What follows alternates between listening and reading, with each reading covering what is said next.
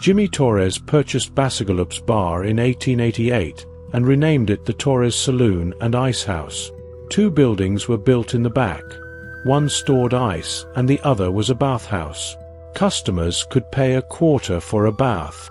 Hitching posts and a watering trough welcomed visitors in front of the saloon. People came in to socialize, nickel beers, and to play poker, which cost 11 cents to buy into a game. Torres was loved by the community. According to historian Kathy Layton, who wrote about Torres in her book titled East Contra Costa County Footprints, Torres was a small man with an infectious smile. He owned one of the first bicycles in town and would pedal up and down the dusty streets. Torres campaigned for the county to build a high school in Brentwood and was involved in several organizations which served to improve the city, including the Volunteer Fire Brigade. In 1917, while playing a game of poker, someone snuck in through the back alley and shot Torres in the back of the head. Torres loved this town and his saloon so much, he never left.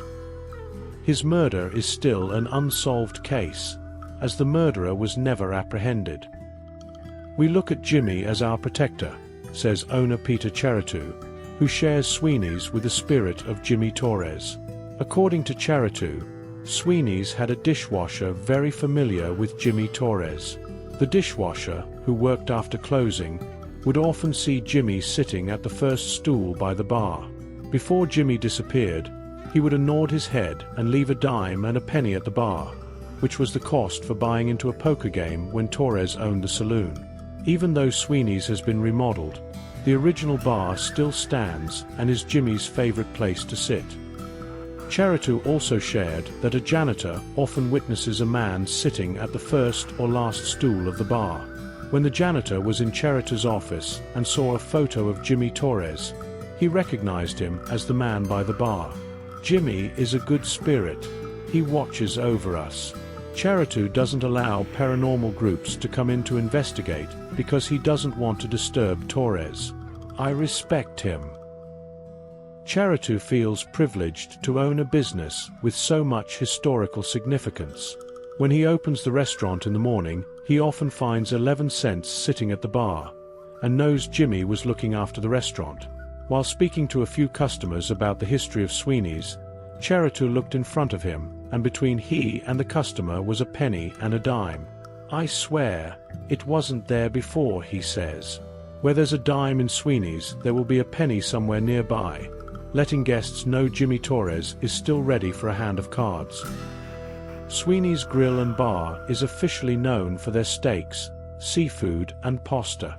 The owner makes homemade tiramisu that is so delicious, it might be what keeps Jimmy Torres, a fellow Italian, nearby.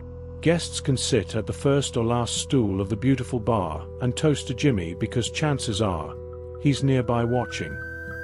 Postscript. It looks like Sweeney's Grill and Bar is permanently closed.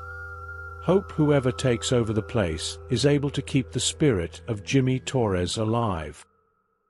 Many thanks to Kathy Layton and East County Today, who published this story in 2013 as part of their East Contra Costa County's Spooky Places series.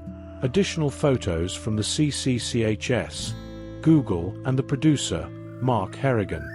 Background music from YouTube titled A Ghost Town by Quincas Morera. Thank you for watching.